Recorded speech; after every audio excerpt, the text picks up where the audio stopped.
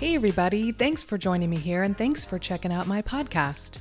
Don't forget to subscribe to my YouTube channel and click the notification bell for new episodes. You can also find Shine Without Shame on Spotify and Apple Podcasts. My guest today is Mara Fojas. Mara lives in Scotland where she is busy raising kids, fighting transphobia, and trying to launch a business focused on meeting the needs of transgender children and youth, all while coping with chronic illness. Mara, thank you so much for hanging out today. Thanks for having me. Yes, I can't help but think back to how long, when we met and then how long we've actually known each other. I think it was like 10 years now. No, I can't. I just recently, was like looking at Facebook memories, and I saw one where like Sonia was asking me something about you leaving, because when you moved out of our house, and it was like 2012 or 2000, and whenever it was, I was like, how could that was that long ago that she was moving out, whereas like you were with us for several years too, but yeah, I kind of can't believe that many years have gone by. I know, it's amazing. I think that I moved in when your children were 2.5 and 5, and now they're teenagers, or almost both are Yep. almost teenagers, Yep. right? So I mean, they're 12 and 15, so yeah. amazing. That was a really special time for me because I got to meet you all and become friends with you, but I also got to witness what family life looked like for one particular family, day in and day out, good, bad, and exciting things, new discoveries and twists and turns. So it was really special for me to have that experience before I start my own family. I took a lot of notes, and I always appreciated, the one thing I always remembered was how much you and your family, especially you and your husband, were willing to just figure things out and not be upset if you didn't have the answer like right away. I mean, maybe you were frustrated at times, sure, but that's what I sensed, was this willingness to just try to figure things out and not worry so much about doing it right. More like, okay, you want to be the best parents you could be, of course, but let's just figure out what our family needs, whatever it may be. It could be the smallest detail, but that's what was my takeaway, my big takeaway from your family. That's nice to hear. Yeah, I mean, I think, parenting is such a one day at a time endeavor. I remember that I had the realization at some point where I realized I'm not really a long-term goal sort of person, like even working on my master's thesis was exhausting for me. And I realized, once I had a child, I was like, oh, like I just did this to myself. Like I just put myself in a really long-term project. and I realized really quickly I could not think about that, and just had to really sort of face what was in front of me. Otherwise I'd get really overwhelmed. That's real talk. Yes, it was really special chapter for me, and I'm glad that we're still connected. And Yeah. Well, and you had a huge impact on our family as well. Bringing who you are, and how you operate in the world, into our family, and as an example of of how to relate to others, was definitely, you were also someone to learn from as well. Thank you. It is interesting. We come into into each other's lives, with different people. We meet them, and seems to be what we need at that time. So yes, it was special to have the opportunity to be in a space where I was learning and growing and could have support, but also could watch dear friends and their family go through life and learn what I could. So I'm glad it was mutual and beneficial. And I really appreciate you wanting to, or being open to having a conversation with me about the topic of shame, but not just shame itself.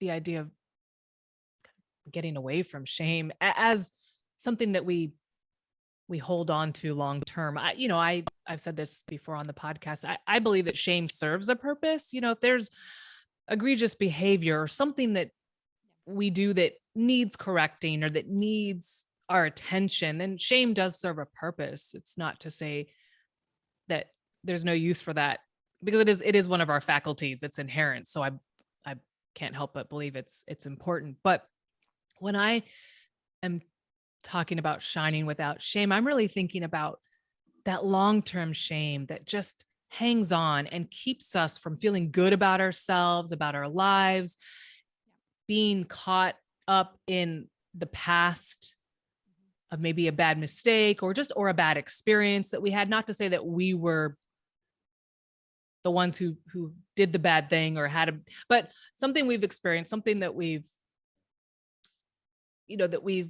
been holding on to, or just, something that we feel like we know maybe we didn't do our best in a situation.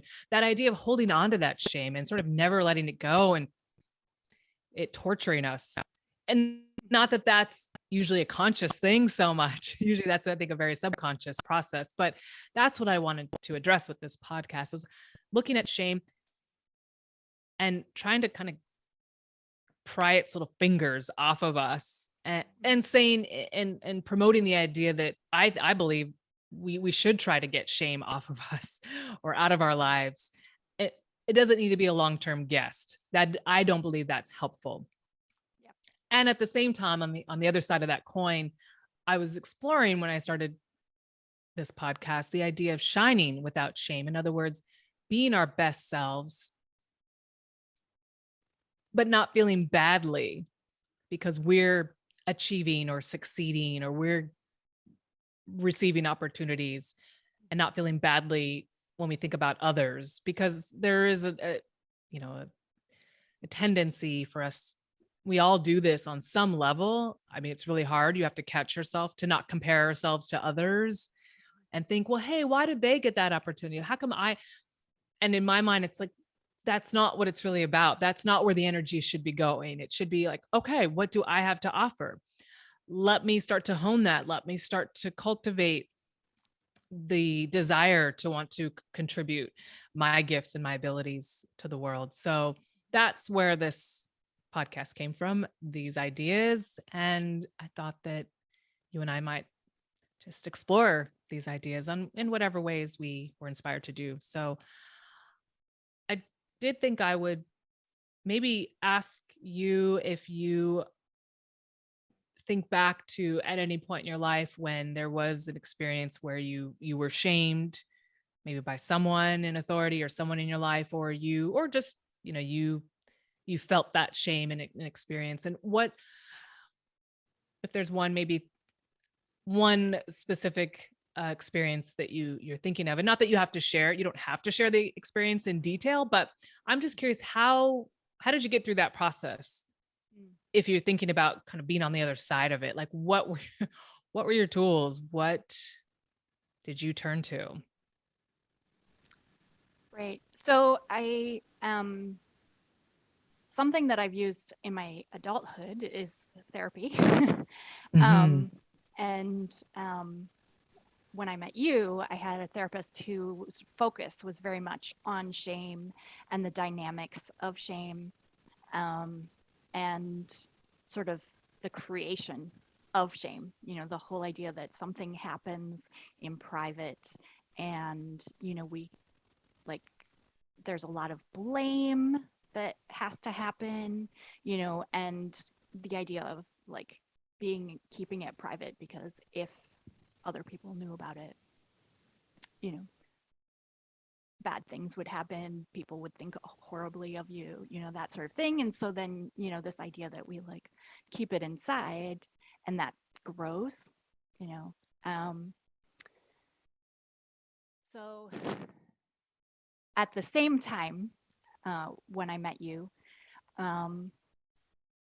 what I did not realize was that so my chronic illness is chronic migraines. And what I did not know at the time was that the medical establishment had made me an addict.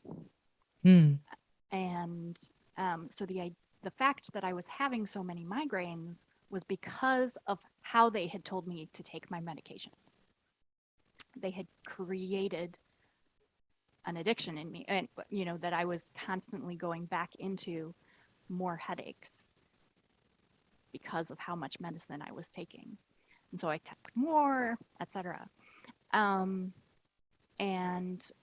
for a long time, those young years, my children's young years, I had a lot of shame around how I, all of my failures, parenting failures. And, it was only in the past like year or two that I actually had a doctor say to me, like, oh, yeah, that's what had happened. I had worked it out a few years prior, like to some degree on my own. I'm the one who basically figured out the addiction on my own. Oh, wow. And largely because when we moved to the UK, we didn't have any healthcare anymore. And so we were back in the States waiting for the visas and all of that. We had no healthcare. I mean, we could have had medical access in the UK, but we were in the States without any insurance. And so I had to go off all of my medications. And after going through withdrawals, what I realized was I'm not having as many migraines. And so I, through my own research and talking to other people with migraines, I created my own medical regimen. And, and then I finally told a doctor about it, and they were like, oh yeah, that was, yeah. In fact, you should use it even less than what you've chosen. Oh, wow. Yeah. And like, I still have a lot of feelings about that. Like the fact that, like, in a lot of addictions, the goal is to, get yourself away from the medicine, whatever it was that you're addicted to, right? And I won't be. Like I have it, I just am not supposed to use it as much. And Right. that can be a real headspace thing, because it's available and I might not feel so great, but it's, I've already had my limit for the week sort of thing. But what it has done is it's been enabled me to say, I did the best that I could in those early years, and that was not my fault. Who knows what kind of parent I would have been had that not been the case, but unfortunately it was. So it's allowed me to find new ways to repair with my children, for example, because I can talk about it without feeling awful about it. Yeah, really for me, when I encounter shame, I always I try to reflect who is this benefiting? Who's my shame benefiting? Because it's not benefiting me, you know. And if there is a person who, say, benefits from my silence, that's more likely where I can just sort of hand that off and say that's on them, it's not on me. And that enables me to move on. Wow. I don't think I know that you and I had talked, over the years since you moved away, but I think the last few conversations we might have had about your migraines, you had gone through this journey of kind of educating yourself, but I think it's different for me to hear it now. You're sort of on the other side of at least the truth, Right. and so now it's so much more clear. Well, that's how I hear it much more Yeah. clearly Yeah. as you say it. And thank you for sharing that, because I can't imagine the idea of, the idea of addiction is a shameful in our society. It's definitely a shameful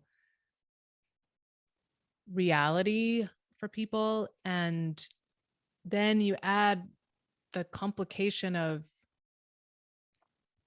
people who are experts, I guess in air quotes, people who Yeah. are authority Yeah. in an area are the ones who are guiding you in this case on your medical journey. And some of them, for whatever reason, I suppose it wasn't necessarily bad intentions, but they just were not understanding, Yeah. not in tune enough with what your situation was. And then realize, wow, there was an addiction that I was led to. Yeah. Um, and then I'm imagining you said you did your own research and you started to really dig deeper Yeah. into the world of, my people with migraines and their treatments. But then on your own, you had to come to this conclusion. Was there any accountability? Like, did you ever go back to some of these doctors? No, I like just this month I was thinking about, I should go back to that main neurologist that I had. When I said, I feel like I'm just getting more and more migraines. And her response was, well, that happens sometimes. And I just think, did she really not know? Right. She's supposed to be the specialist here. Yeah, I have considered, yeah. It's a little odd for me because our initial relationship had been really good. I had done some research on my own, and in bringing it to her, she actually revised her medical practice based on what I brought to her. And then at the end, I don't know if she felt shame about the fact that I had educated her, but she became really passive aggressive to me and was kind of angry that I was still her patient. Like she wanted to get rid of me, even though I had nowhere else to go. I don't really know what she thought I was going to do, but she was like, go find another practice. I don't even know. So yeah, I have thought about going back to her and just telling her, but I'm not even sure what I'd be looking for in that.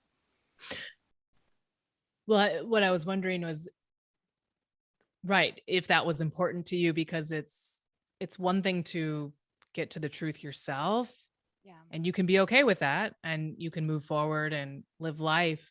But I was curious if it was important to, in this case, have the authority figure say, or to bring it to their attention what Yeah, you I mean, I learned. suppose,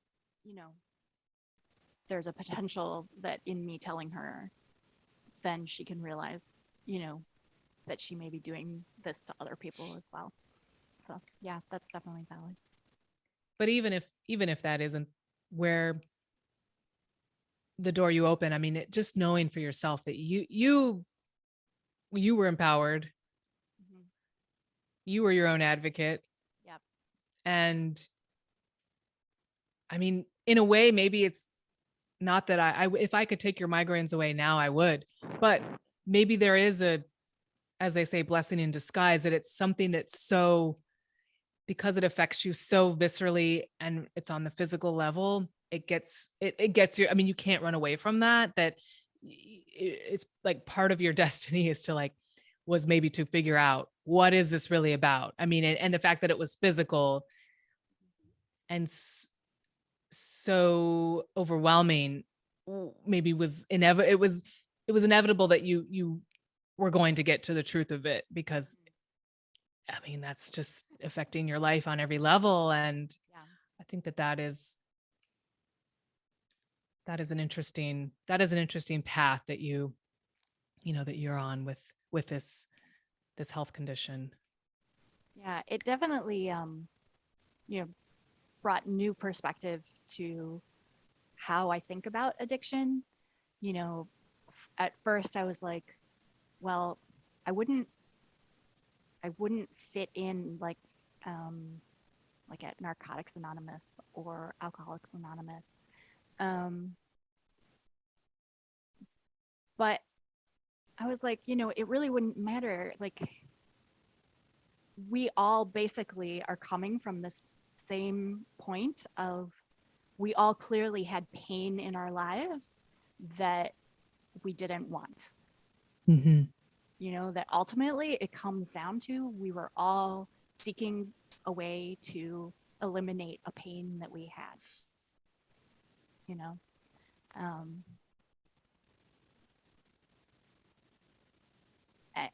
Mainly it just makes me really sad. How, what does it make you sad about? I guess I feel like that there is so much pain. Like, it connects me to these communities, to everyone else who suffers from addiction. Mm-hmm. And it just like, it just hits me with the level of pain that exists in the world, that our healers don't know how to heal. That's a profound statement. And I guess in your case, there's science involved. It's complex, but why is it so hard, do you think, for people Mm-hmm. to get the healing that they need, whether it is from some sort of substance or narcotic, or even maybe an emotional um, sort of, pain and I think issue. that ultimately, my sort of other passion, where I want us to be more interconnected, and more in community. Mm-hmm. And I think that our Western societies are very disconnected from each other, very sort of focused on this idea of individualism. The other reason that I struggled so much in early parenthood was because I had no support network, and I couldn't figure out how to find it, especially with two small children. Right. um, and I think that is, I think it's a huge lack, and that until we figure out how to really connect with each other, we're going to be really struggling. The idea of community, the idea of seeing other people, knowing other people who are going through something similar. There is something healing in that. Yeah. It may not be what the scientific community or the medical community fully embraces or acknowledges. I think on some level there's an understanding that that's an important part of people's process. You see that in cancer patients, or just anybody who's is or has gone through something traumatic or debilitating, or just excruciating, that being with others and finding that support is important. But I don't know if the medical community, I don't know how much there's a belief or understanding that that actually in and of itself can contribute to a level of healing. Yeah. So that's a really powerful idea to me. Well, I'm wondering, Mara, about you said you had shame, or you did have shame about your parenting, especially when you were in the deep, deep throes of your chronic migraines, which I know you still consider them chronic, but that period of time when you didn't have the clarity of what was really going on. What is it about that experience and you as a parent that you think about? And you said that you've been over the years reconnecting with your kids. If you could also share what that has looked like. Sure. Well, so my youngest developed anxiety, and she's clearly got like anxiety around being abandoned. And so there's just we spend a lot of time together, and I think I used to fight that and be like, give me some space, like you're all over me, give me some space, sort of thing. And especially with the pandemic, for a while my partner was working up with my brother in another city, so there was weeks, months that we were just apart, and she started sleeping with me while he was gone, and I could have been like, you need to figure out how to sleep on your own. And I just decided to see this as an opportunity to heal, and just really reassure her that however she needed to be was okay. And that there was not a limit beyond which she could not pass. That felt important to me. I feel like there was another part of the question. I can't remember. Oh, sure. Well, the first part was if you would say more about the shame that you experienced, I guess, Sure. in the period, if as much as you're willing to share about that period of time when you were really deep, deep in the trenches, so to speak. Yeah.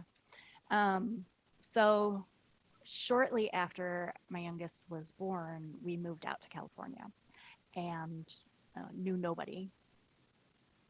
I don't recommend that because I had a 3-year-old and a 6-month-old, and both ages are really intense. And my partner is off at work all day, and trying to negotiate, friendships, especially for the older child who was an extrovert and just needed interaction with other individuals every single day. I mean, even just trying to unpack was a struggle because like they wanted to be out there having, meeting new people. And, there was no one that I could be like, well, just go hang out with this person for, the day while I unpack. Yeah, so it was just me and the kids every single day, all day. And I think that most days were unremarkable in sort of on the face of parenting, but not too surprisingly, I really struggled with loud noises. And my youngest is a screamer. And, so there would be times when I literally could not handle the noise levels. And, trying to convince a 1-year-old that they shouldn't be screaming. Right. There's, not a whole lot of solutions. And so, like she wanted to be with me, but she was screaming and I really couldn't handle the screaming. So there was a lot of just trying to figure out how to make it stop, which isn't necessarily the best parenting strategy of I just want to make it stop. Because you're not necessarily teaching your child like these are boundaries and that sort of thing. And the fact that I was just sort of constantly going in and out of a migraine. Like if I wasn't going into a migraine, I was coming out of a migraine. That was sort of my constant reality for those years. And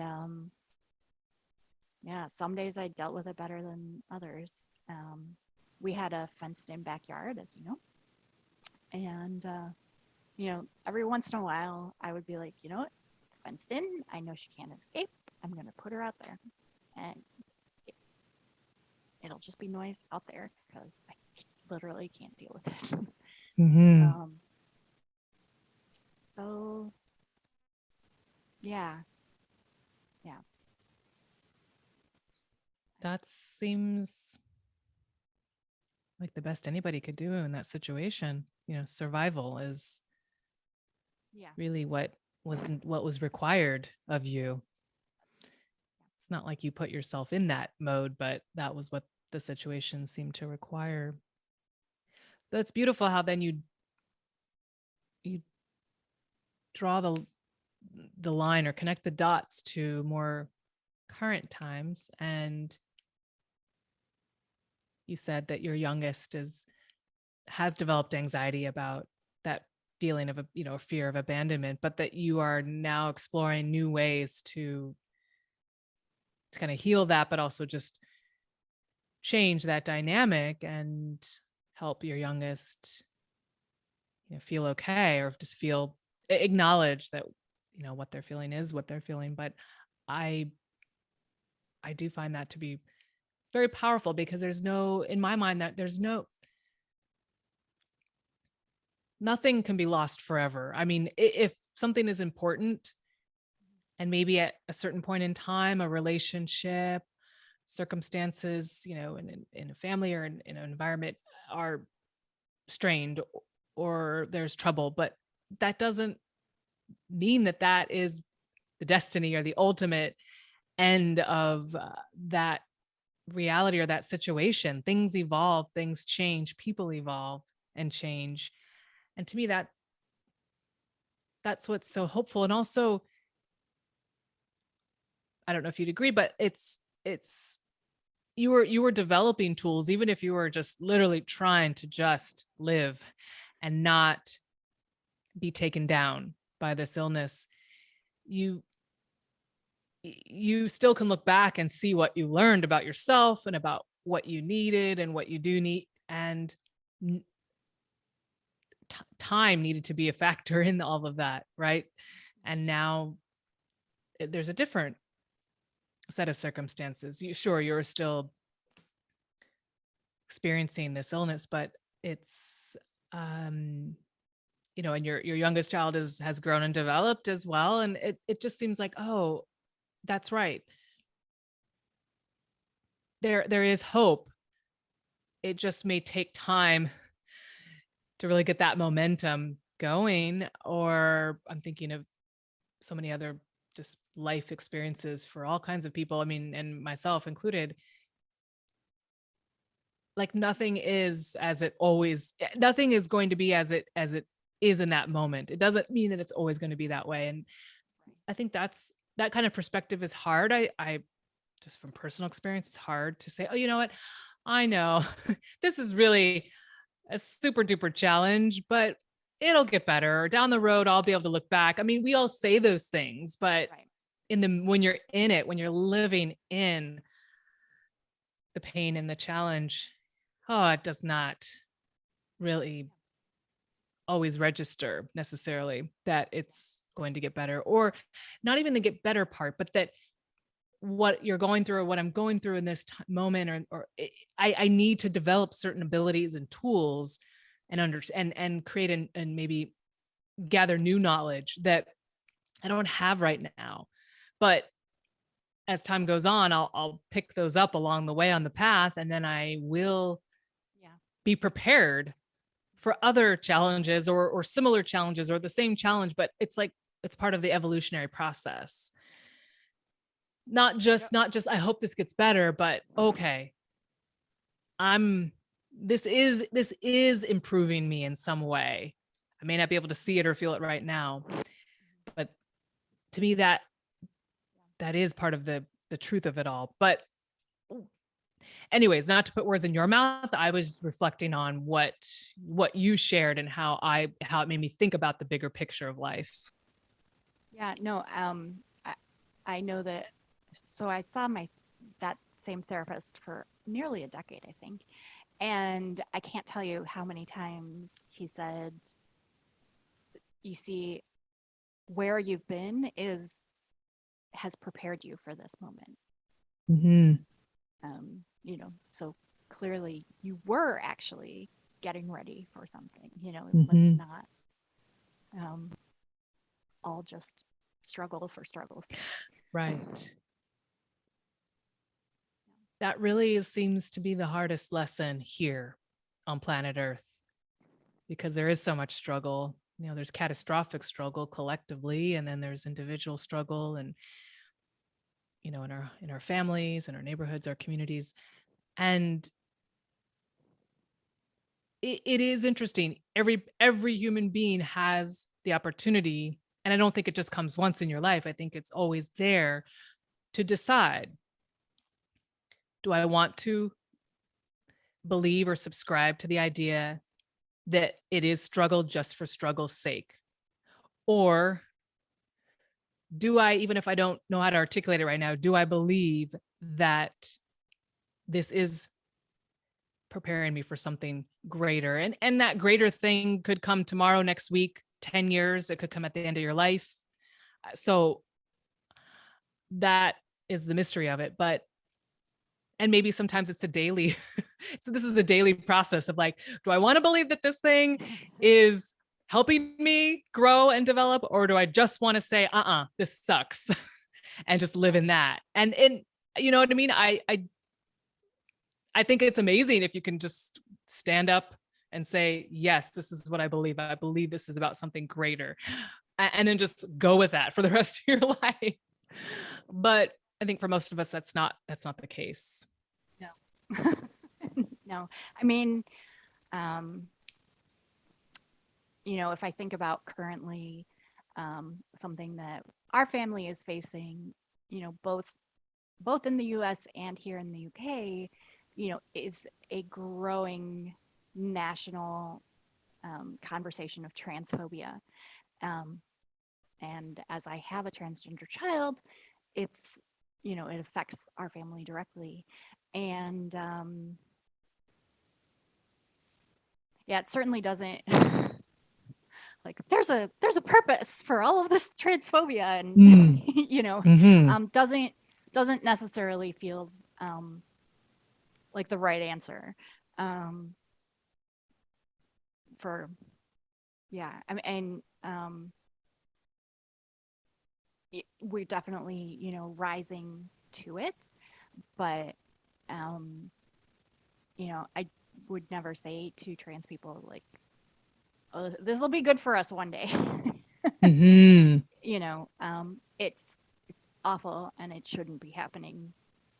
End of story. Now, individually, I could just sort of choose to block it out and ignore it. But eventually, like, ultimately, I feel like that would be abandoning. It would be abandoning trans folks. And for me, that's not an option. So I get confronted with it regularly because I'm I am going to look at it and I won't look away. And it sucks. You know, Yes. and I suppose,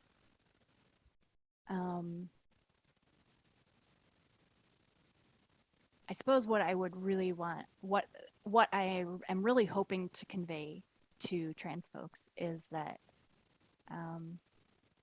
that I will not look away, that I, you know, will be, I will use my resources as to, you know, to my full capacity,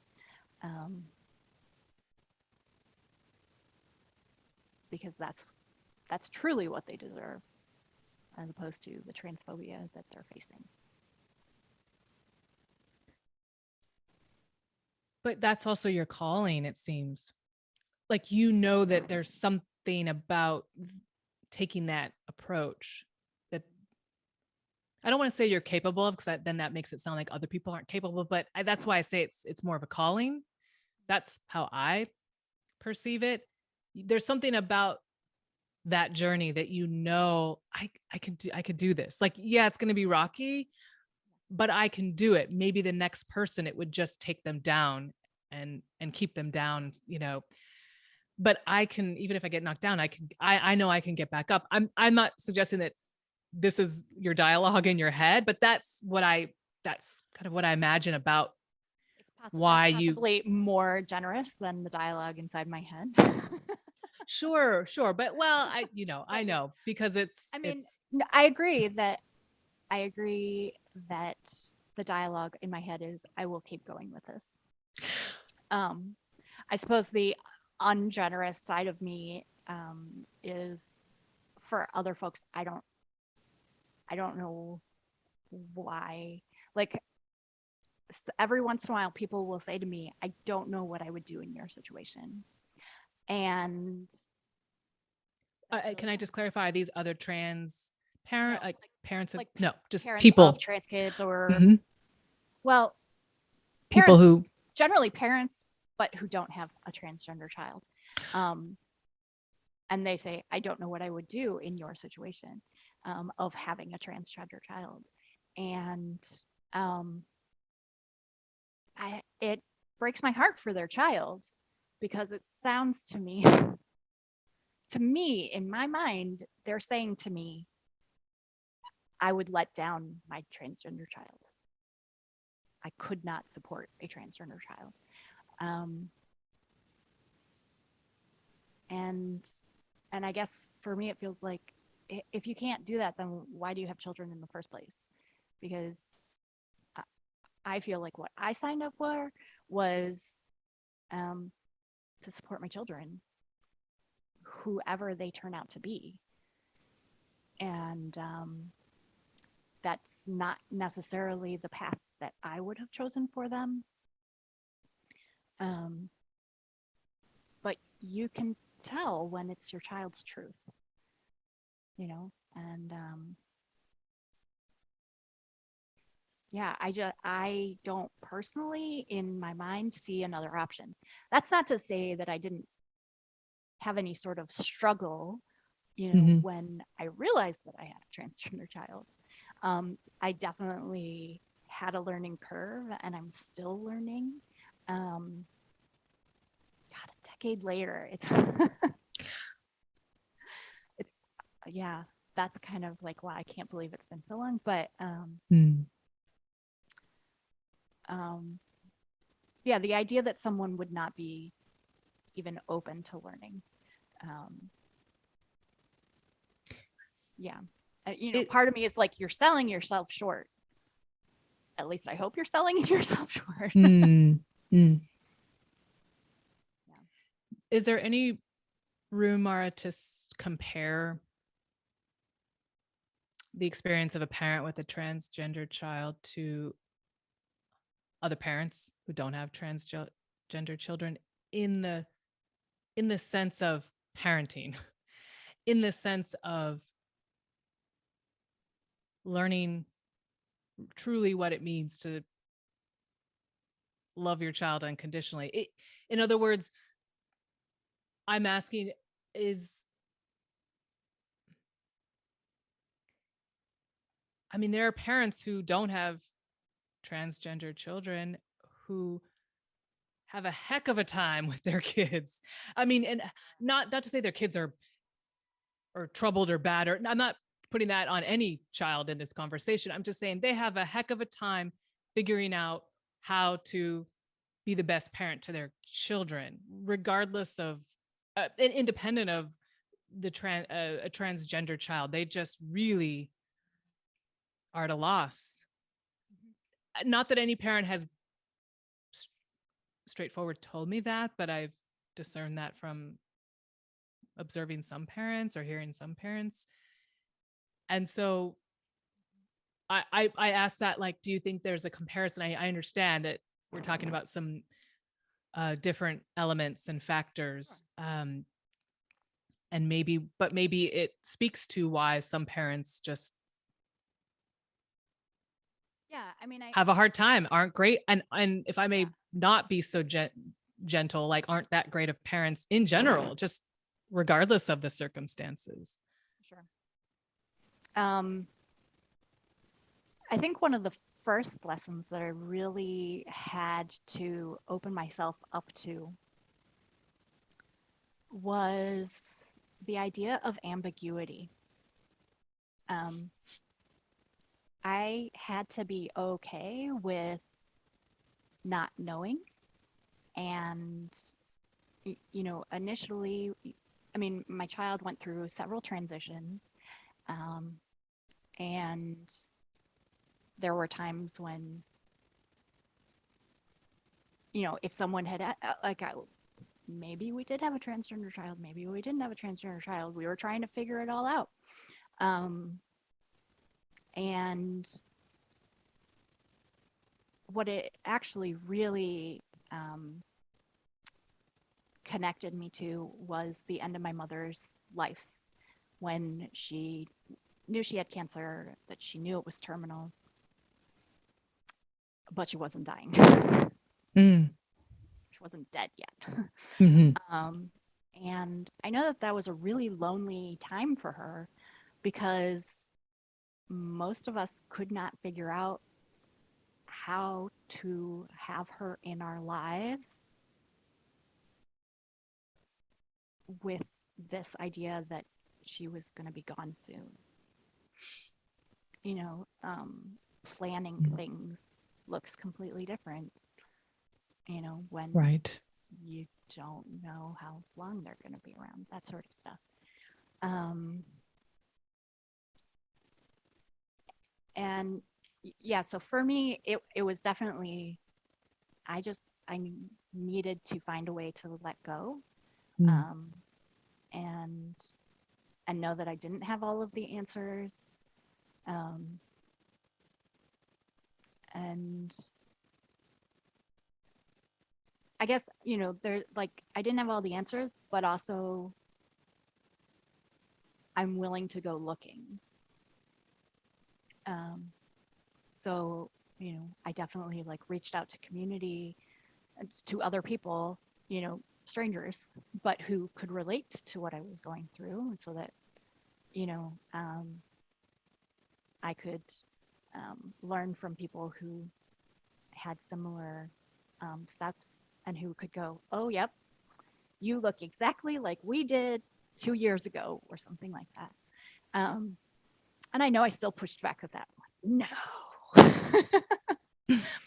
And then I got 2 years in and was like, oh, yep, that is what the process looks like. Hmm.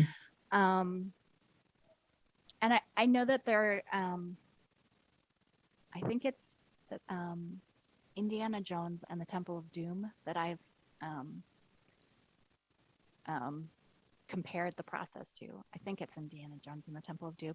Okay. Hopefully you'll be able to tell me. That's where he's like, he's got to go into these caves, and like he's got these signs that are like, only the penitent man will pass, and he like ducks down, and because he does that, the arrows go over his head or whatever. And then at some point in time, he gets to a huge chasm, and he's like, how am I possibly going to get past here? and he kind of skirts to the edge and, pebbles fall off and he's just like, I'm a dead man. And what he finally realizes is that he can like throw some of these pebbles out and there's actually a path across that looks so much like the chasm that he couldn't see the path. And I think it's something about the faithful man, only the faithful, that sort of thing. Yeah, so I really had to be willing to let go and trust that there was a path. It was going to happen. Life was going to happen. Right. If I could just take one step at a time and trust that it would be okay. And our lives have taken a couple of turns since then. And, every time I look back, I think I could have, I had no way of knowing that we would have gotten to this point or we would be here now. But we've gotten there and we all survived. Yes. And I think that ultimately, I mean, so many parents have struggles relating to their kids. And I don't want to minimize the struggles. I'm a huge advocate of therapy for yourself, for your child. And, it's okay that your children are interested in things that you're not interested in and that they have these things that are separate from you. But I would also definitely encourage people to invest in things that they might not necessarily be interested in, but they know that are important to their children and are not, harmful of something, but so little of what children are interested in is actually harmful. And that if you can, put some of yourself into it, even if that's not something you would have initially been drawn to. I remember when my eldest was really young and very much into Legos. And I thought, oh, here I am again. I hated being the little sister to my big brother who always wanted to like build Legos and have like an entire like society going on and and I would be like, well, I'll build my little house, and he was there like, oh, and there's gonna be these battles and this, and I was like, I don't care. And there I was all over again.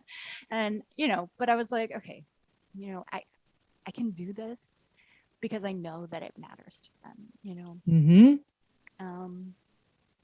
and I think that,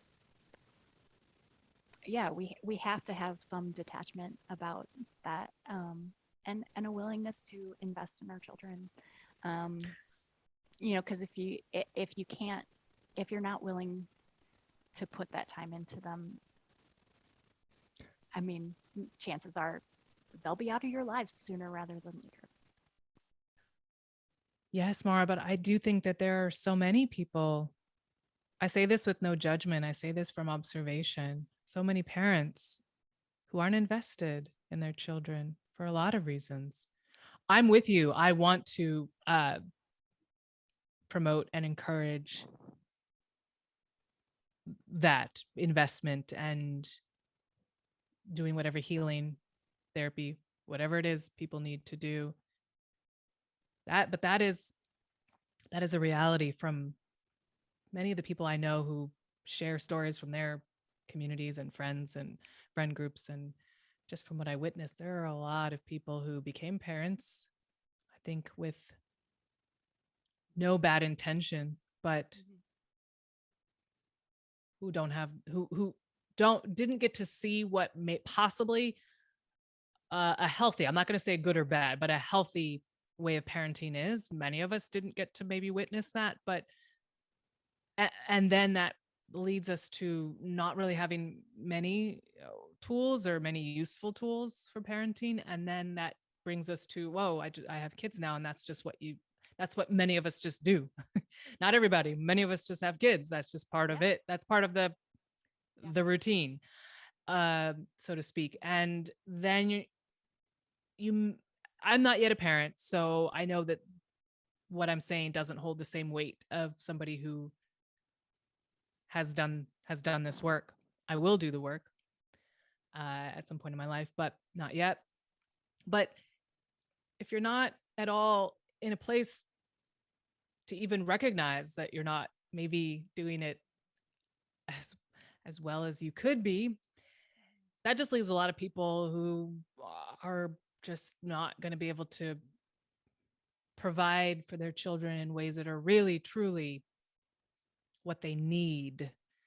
And I don't just mean like feed them, clothe them, send them to school. Those needs, yes, of course, those are very basic. But I'm talking about what that their individual children need to thrive in the world.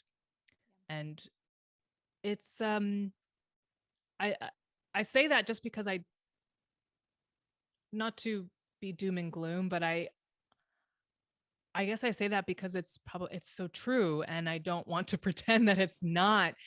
And I think we just assume once people, I'm not saying you, I'm saying I think I just grew up assuming that once people are adults, they just know how to do stuff. Yeah. I think many people don't. I think many people have kids and they didn't want to, but they never said that, and or never voiced that. And there's a lot of work and a lot of healing to be done. And I mean, I've talked to friends who children who are in high school, and it's an affluent high school in a certain part of the US in the country, and a couple of the parents sent their kids off to boarding school midway through high school, not because that's what the kids asked for, not because that's what was necessarily best for those children, but because the parents didn't want to deal with them anymore. And not even like deal with them like, oh, my kid is like doing illegal stuff, they're ending up, Yeah. in jail. Not even to that extent, just like, nope, Yeah. this isn't really what I signed up for. And I'm saying all this as an exploration, not because I'm the authority on this topic. I'm saying this as an exploration of like reality. Yeah. I I think a lot of parents really don't want the job, but took the job for whatever reason. And that in and of itself just leads to a host of problems. Yeah. Yeah. I And relate to that very much. I mean, I can tell you that there is a preschool boarding school in the US, and I know this because I looked it up. Once I got a preschooler and, was just felt so overwhelmed. mm, I think that my assumption was that I was a normal child. And I think that, we all sort of assume that our experiences are the normal experience, you know, whereas I was the child that if my parents told me to sit down somewhere, they'd come back 45 minutes later and I was still there, mm, um, which surprised them. But it was never like they never even sat me down and said that something else could be true, you know? mm, And it didn't occur to me to move because they had told me to sit down. Um, you might have noticed, but my children do not behave that way.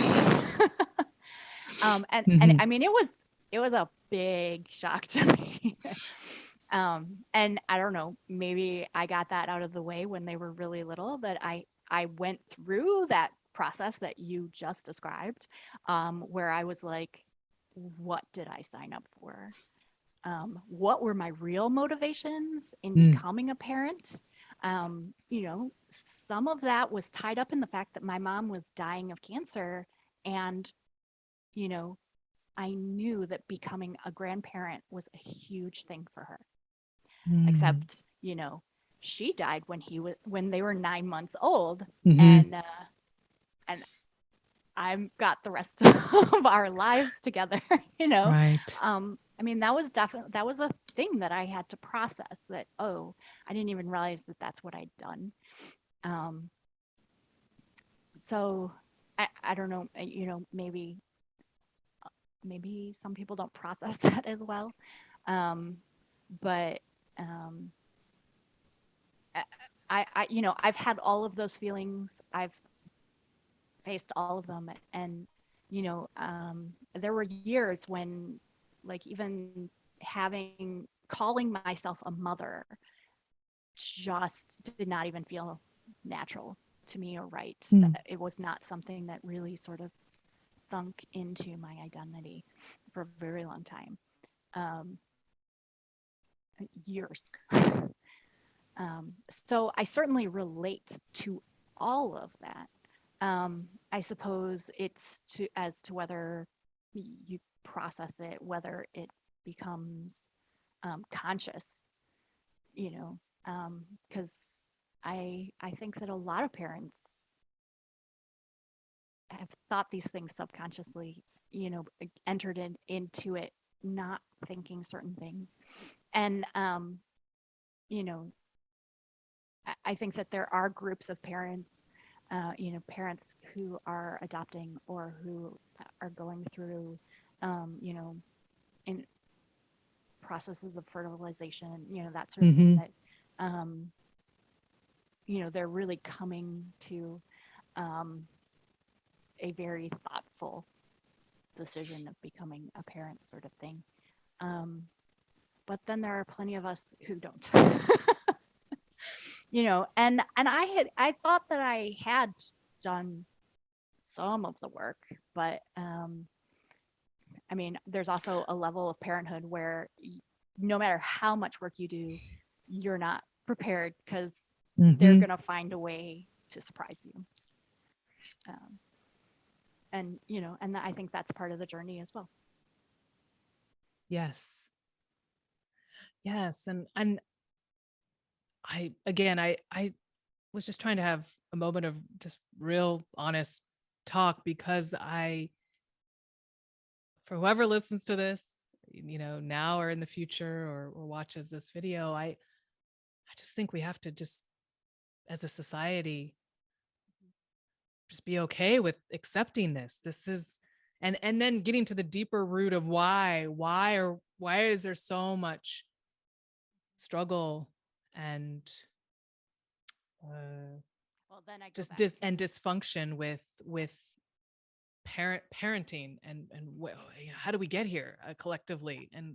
and this is something that we're going to have to address. We're going to have to get to the root of it and heart of it. That takes, you know, that'll take a long time. That'll take many generations, but there's got to be a consciousness Yeah. about what is it that we think parenting is, and Right. then how do we start to untangle the mess. And I'm not saying that all this is for all parents, all that there are parents who feel like, oh, I'm really doing the best, and they are.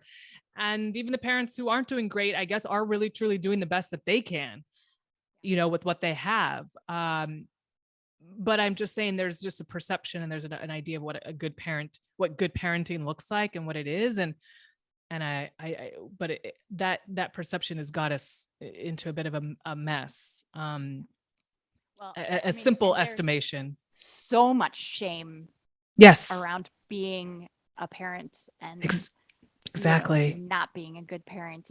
And I Exactly. think it, you know, goes back again to my concept of community and Yes. supporting each other. I mean, I really felt like the world just sort of wanted to erase me and my young children from the face of the planet. No one wanted us around. Um, you know, anything that I wanted to engage in or contribute to wanted me to erase my children. I remember And having many conversations with you about this. yeah, and you know, and look at what the pandemic did, where it Mm. literally brought work into our house. You Mm-hmm. know, I had already had issues with how much creep work was allowed into our personal lives. And now we've just, it's literally at our dining room table now. And it still hasn't changed, this Right. idea that we have families and they exist and they have needs, and our children are going to bleed into our work as much as work might bleed into family. Honestly, I don't see a justification for having work bleed into our family lives as much as I understand why family would bleed into work. I'm with you. And this idea that just families are so unsupported, and we don't want to hear small children. Mm-hmm. Restaurants, airplanes, movies, like we don't want to have to acknowledge their existence, and that life is messy sometimes. Mm-hmm. And every time I'm out and I see a child crying or something, and an frustrated parent, I just think honey, it's just your turn. It's just your turn. It just is. Right now, it's just your turn. Yeah. I have had my turn plenty of times, and I'm sure I will more, but like, there isn't just an acknowledgement of, this is just part of what life looks like, and I think That's that right. really until we allow even just an acknowledgement that our families exist, Mm-hmm. you know, we're going to continue to struggle. I wholeheartedly agree. I do, Mara. And I just had this thought a couple of days ago. This thought about kids being annoying in public spaces, meaning annoying from the perspective of people who are annoyed, and the idea of eating out, dining out. I don't know why this came to me, but it was a thought that crossed my mind of, sure, if there are certain, you know, exclusive restaurants, few in number, where you can go and where it's maybe not a rule, but it's just understood that like you don't bring kids here. However that man, I'm okay with that. I think that's okay, and I think that's appropriate. But that should be like 7% of restaurants, and then the rest should be family friendly. And I even had this idea a few years ago of, and maybe this exists, but like there being a restaurant that's catered specifically to kids, where kids can take the spaghetti and throw, not that you're encouraging them to throw it on the wall, but if they throw it on the wall or if they throw it at the server, the environment is geared and prepared for that. And there's no, I'm not saying you're a human, you can be frustrated, but there's no problem with that, because that's what this environment is created to support and to cater to. Maybe that exists. If it doesn't, maybe I'll be a co-owner of one. I There are really just think some that's perfect. sort of, Yeah. There's like, they tend to be open in like the mornings, Sure. and the idea that maybe a couple of stay-at-home parents are meeting up, or there's a parent who's working from home and could use their child being distracted in a safe way, and they'll have like play spaces for the children, Right. while the parents are working, that sort of thing. Yes. Yeah. Yes. That is, I've heard of those, and I think those are wonderful. And we have like, or there was a time when movie theaters were open. It was like Tuesdays from 10 to 12:30 or for kids and parents. Yeah. And I didn't know my parents are Catholic, and I went to mass with them once for Father's Day when my father was still alive. And they were visiting me in the Bay Area, and I found a church. I didn't attend, but I found a church that we could visit for mass, and it was Father's Day. It was Sunday. And so we could show up for mass. It's probably like 9:30 or something in the morning. And as the as the mass continues, I just noticed there is like this low rumble of noise, and it's kids. And looked around, not because they were bothering me, but because I was watching the adults. There wasn't one adult that like didn't have kids with them. There was not one adult who was like frustrated or annoyed. I thought this is amazing. Wow. And again, I wasn't familiar with this church and this community. I thought this is incredible. These this community is so open to children and they just accept it. Kids come, yes, sometimes they're going to scream, sometimes they're going to cry. I was just amazed. And then I found out at the end that it was the children's mass. Oh. So it's interesting when we create an environment that we deem like acceptable for kids, then we can tolerate them. Yep.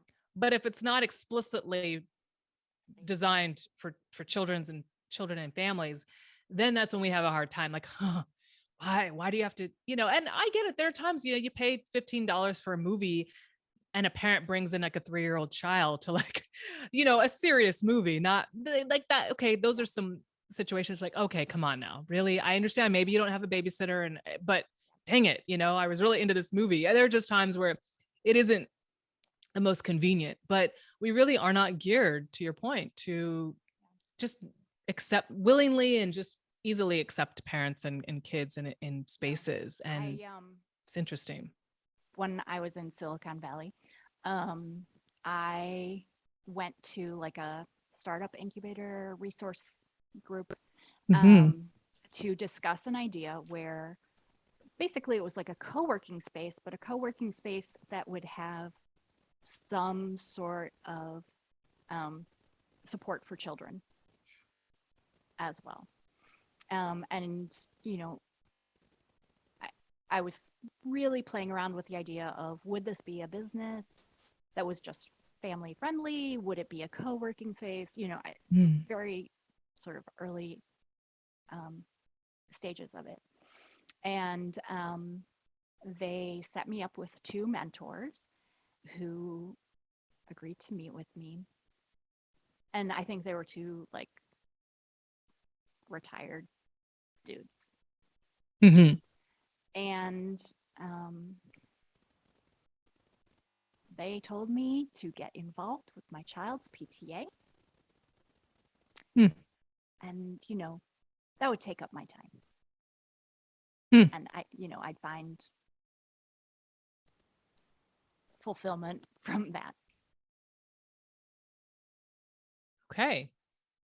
That's interesting. Why were you looking into this kind of space? Because you wanted to, you had other projects and other things you wanted to work on, right? And I felt so excluded, especially in Silicon Valley. People were, parents of any gender were like, you are staying home with your children. And for me, it wasn't even a financial option to have childcare. And because I had stayed home with the children even for 5 years at that point, I was told by recruiters in Silicon Valley that I could start over as a receptionist, even though I have a master's degree and I've worked as a manager, right. You can start as a receptionist. Nothing against receptionists, but that doesn't cover my childcare. That's right. And I was like, there has to be a better way. Yeah, I mean, Silicon Valley is kind of inhospitable in a lot of ways. Yes. But yeah, I felt kind of excluded there. No doubt.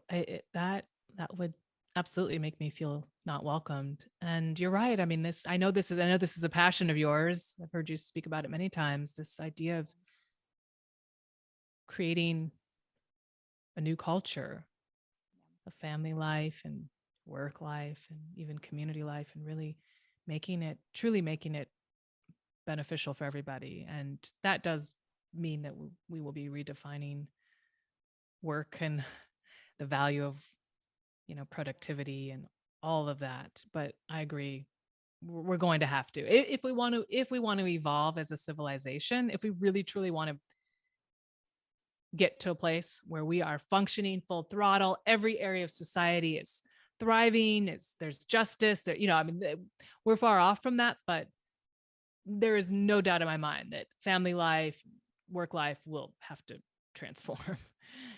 And it's,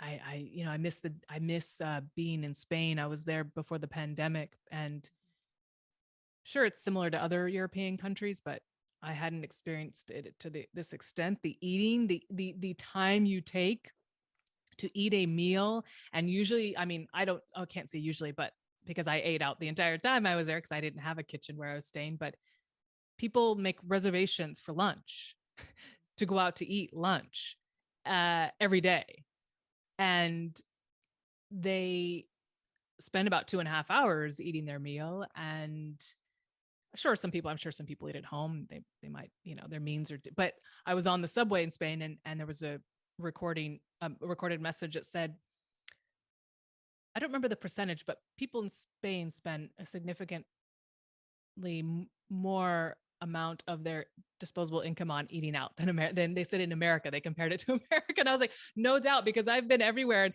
people, it's busy. You have to make a reservation for lunch anywhere you go. And it was just such a different life. And I'm not saying that, there are people there who don't work too hard. I'm sure there's similar challenges in some ways, but in that culture, you take time to eat lunch and you take time to eat dinner, and you do not hoover your lunch. You do not hoover your meal. You sit and you take your time and you talk to people, and it's just such a different experience. And yet, I mean, sure, Spain doesn't have the same GDP as the US, probably nowhere near, but I'm making that up. I don't know how far apart they are, but they seem to really be enjoying their lives in terms of at least the day to day. They know how to stop and relax. And that's just one example. I'm sure there are so many other kinds of similar, examples in other parts of the world. But when I got back to the States after that trip, I thought, I would love that. I can do that for myself. Sure, I can take a long lunch and stay work later. I have to stay and work later. Anyways, it's a different, but the values are a little bit different, it seems, in some respects. So we are collectively, as a species, we are far off. It's not to say that everywhere in the world it has to look exactly the same, but there's going to have to be systems and institutions that support it on all kinds of levels, internationally and nationally. So I'm with you. I'm happy to support you in your journey of helping that to become more of a reality, Mara. Well, is there anything else that you wanted to explore or Should I look at my notes? talk about? Not that we have to. No.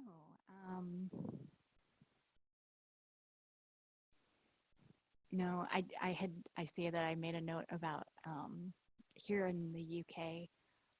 There's something they call being a tall poppy. Oh. I'm not sure what the significance of the flower is. I know that, poppies are like war memorial flowers here. But the concept of tall poppy, it's like a tall poppy syndrome that they refer to. And the idea is that someone is it's basically like you've gotten too big for your britches. Yes. The idea that you're sticking out. And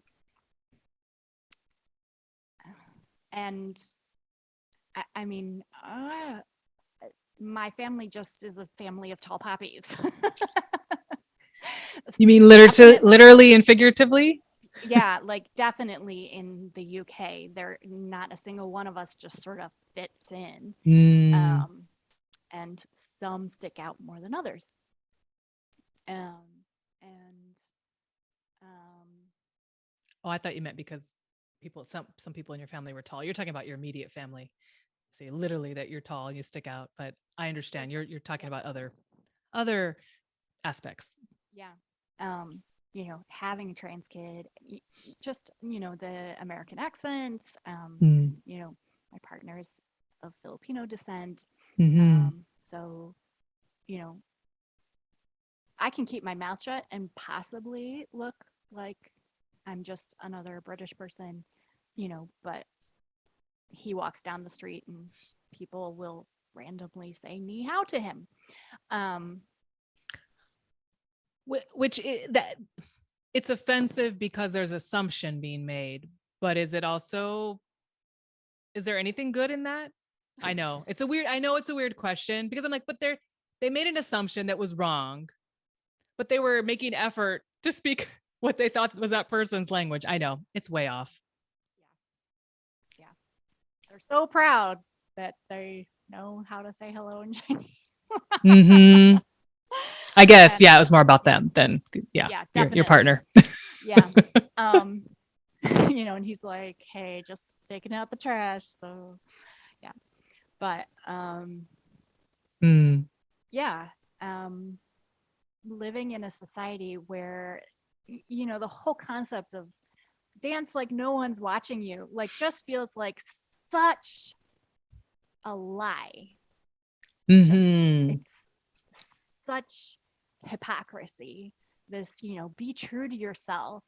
And it's like, you don't want us to be true to ourselves. You do not want to see our true selves. Doesn't mean that we're gonna like hide. But you could be honest. Yeah, the whole live, laugh, love. Except people don't believe it. That's right. And honestly,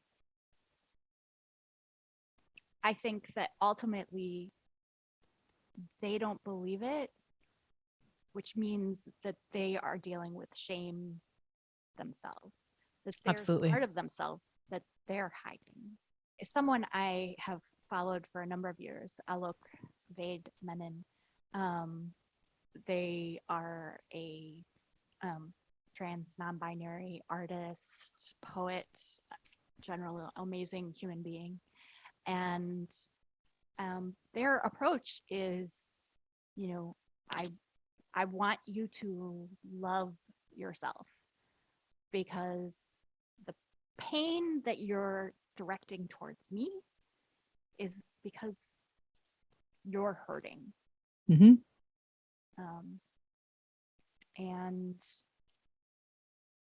I suppose it goes back to like my whole addiction and everything. It's like it's all interconnected.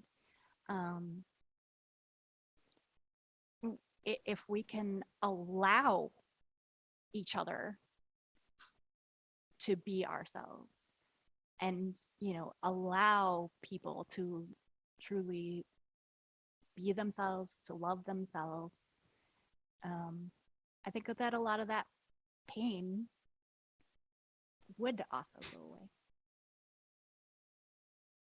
away. It's what people are seeking. Yes. No one truly wants to live in pain, even if it's a pattern that they're used to and that they've accepted because of circumstances and trauma. No one actually really wants that. Right. But it's true. We have to create spaces and shift our attitudes so that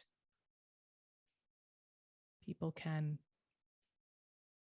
be allowed to not be perfect, because no one is, but also to have the room to improve ourselves, to in areas that we do need to work on. And maybe that is about self-acceptance and self-love. That could be an area of work, and I think it is for many of us.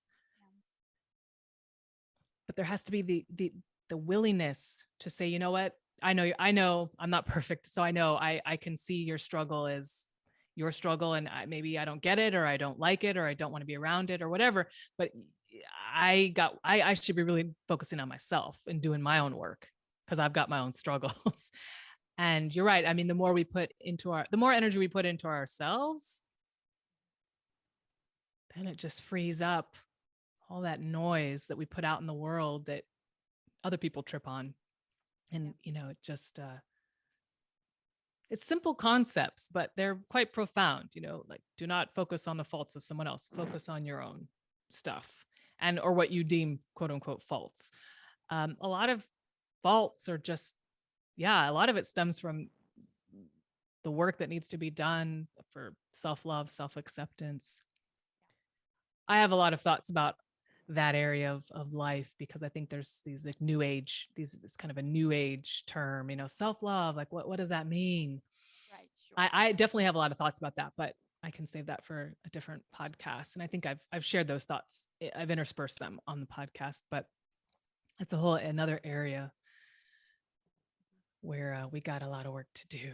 But I like the idea that your family is, you're aware of hypocrisy, you're aware of the assumptions that are made about you as individuals.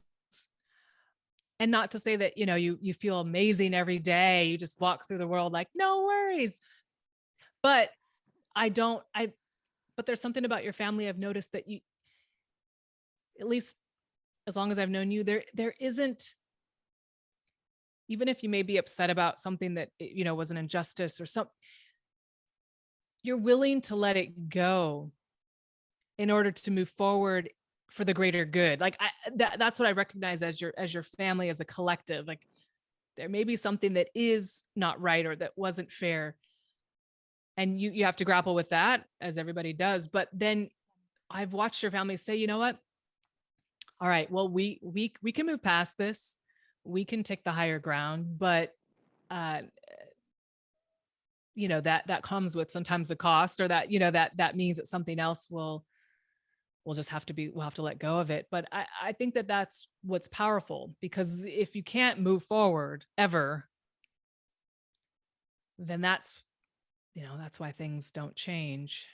Um, Even when we want to see change in the world, even when we are experiencing something that maybe is unjust, or someone has pained us, or whatever the situation may be, it's like if we can say, you know what, but I want to move forward, or I want to get beyond this, then that's when things really can happen. It's when we don't, when we just say, nope, you have wronged me.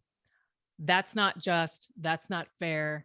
And that's where I'm going to stick the flag in the ground, and I'm not moving it, because that's the truth I'm going to die on. It's like, or, dying on that hill, so to speak. I don't know. I guess maybe there's some things that are worth dying for, so to speak, but I'm all about progress in whatever way that looks, and whatever, at whatever pace but I'm all about, like, can we move forward, as individuals, but also collectively? Can we imagine moving forward? Not that we have the answers for how to do that in the moment. So, but I appreciate about your family, about that detail of your family, that seems like you're willing in your own time to move forward, and like mentally, you know what I mean? Mentally, like, say, okay, all right, we've grappled with this. It's time to move forward in some way, shape, or form. Yeah. Yeah. Thanks. I appreciate that. Yeah. I mean, it doesn't mean we don't fight our battles, but Right. I Right. do generally acknowledge that it's time to move on. Yeah. Yeah, sure. No, the battles that need to be fought are fought. Well, because But it's not, you're not fighting them necessarily out of stubbornness just to be stubborn. Okay. There's a bigger picture involved. Yeah. Yeah. I mean, I suppose when your battles are so large that it's easier to know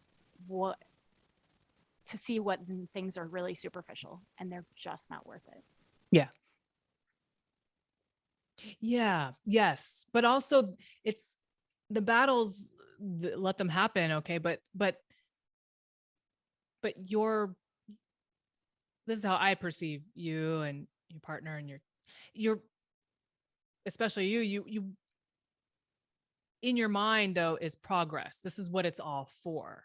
Is for progress. It's not for about holding down. It's not for about just holding on to a power position, or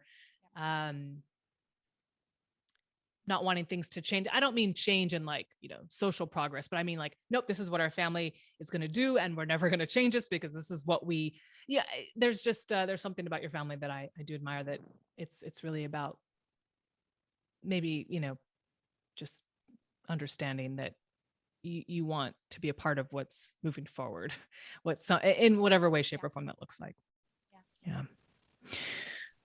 Well, you've given me something to reflect on. Okay. You can't always see what others see about you, like it's not necessarily conscious, but I appreciate that. Yes. I'm glad to offer that. And this is why we all need to talk more, meaningfully talk Yeah. about things and about how we see each other. It is helpful for all of us to have that reflected to us so we can get clear. Well, thank you for this time with me here. And I know we've had a very rich conversation, and I should let you go so you can get to your dinner that I guess has already ended, but you need to eat, I know. Mara, before I let you go, would you please tell me which television show, new or old, you recommend and why? So I chose Getting Curious with Jonathan Van Ness. It started out as a podcast, but Netflix had a series that they did. And I think, I don't know if it's only like 4 episodes or something, but I just really love the way that Jonathan approaches things. And I've listened to the podcast enough to know that they really do their research. First of all, like they are clearly educated before they get to the conversation that they have with someone.